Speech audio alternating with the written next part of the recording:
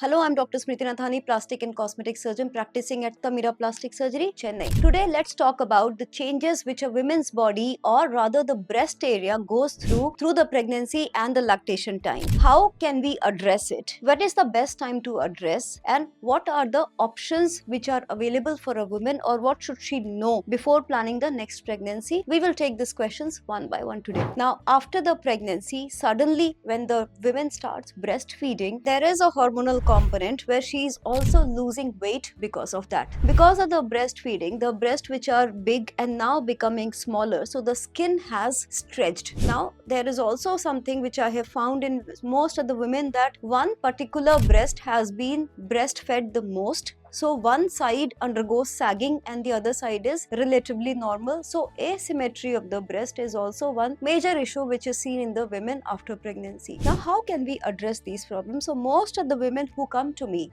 immediately after pregnancy or sometime later in their life, when the kids have grown up and they want to do something for themselves, is the breast lift or breast enhancement, which is done commonly by the women who are having the post-pregnancy state. Now, why breast lift? As I mentioned, the skin sags after pregnancy. So if you see the nipple position, the nipple which is supposed to be in the mid-arm position starts sagging down because the skin from here to here has stretched a lot. Now that leads with the deflated thin breast which is sagging a lot, which does not have any substance. So either they have to go for padded bras, or they are wearing the dresses which are little loose, which does not accentuate the bust area, and their dressing changes after the pregnancy. The best way to assess is understand what is the problem. There can be three scenarios. One is there is only mild to moderate sagging of the breast and the size of the breast is normal. In that case, we can do mastopexy, which is by addressing the skin envelope of the breast will lift the breast up, and that is called as the mastopexy. Second scenario, where there is sagging also and women feels like there is a reduction in the size or shrinkage in the size of the breast. When that is a scenario, then a breast implant is a very good option, where the implant is pushed inside the breast to give the volume, and then if necessary the skin is cut or molded to give you that lift over the breast. Third scenario, there is the skin is not very saggy but only the breast is shrunk a little bit. In that case, it becomes very easy because there is a shrinkage but there is not a very extra amount of skin sagging. So only by doing an implant or the fat transfer to the breast can address this situation. Very rarely it happens that after pregnancy a woman will come with a huge size of the breast. Huge size of the breast, or called as macromastia, is usually genetic, and after pregnancy it is very unusual to see the breast growing in size. They mostly deflate or become smaller and become saggy. When can rather a woman undergo a breast surgery to address their breast concerns? The best thing will be at least after 6 to 12 months after the baby is born, when their lactation is complete and the hormonal changes in the body have stopped and the hormones have all settled down. If a person is planning for a second pregnancy, can they go for breast enhancement surgeries? Yes, definitely. But remember one thing, that if you are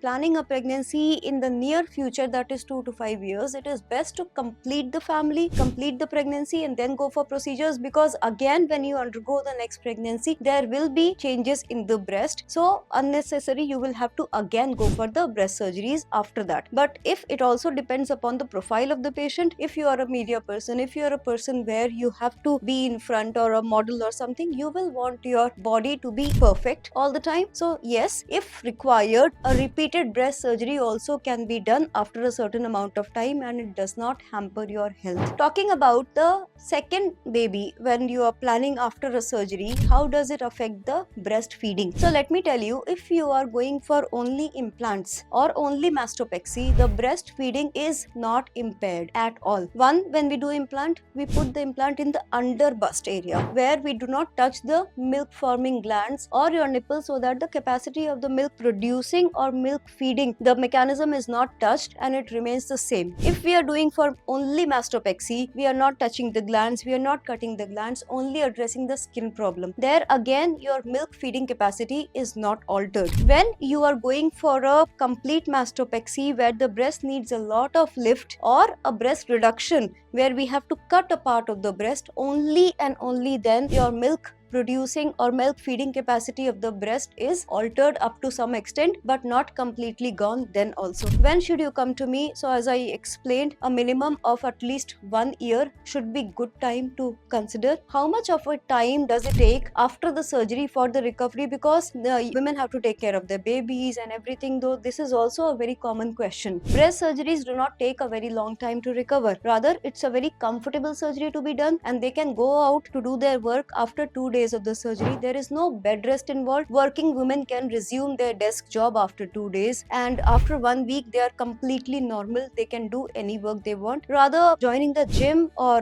cardio activities and all, cardio can be resumed after 2 weeks and the gym, weightlifting and all can be resumed after 1 month from surgery. So this is all about post-pregnancy changes about the breast surgery. I am sure even after this there will be so many questions in the mind which I would have missed over here. So don't hesitate to ask these questions. Either you can put in the comment section or DM me as well, and I will try to answer all your questions. Thank you. This was me, Dr. Smriti Nathani. Don't forget to like, share and subscribe the video, and do let me if you want to know more about these kind of topics.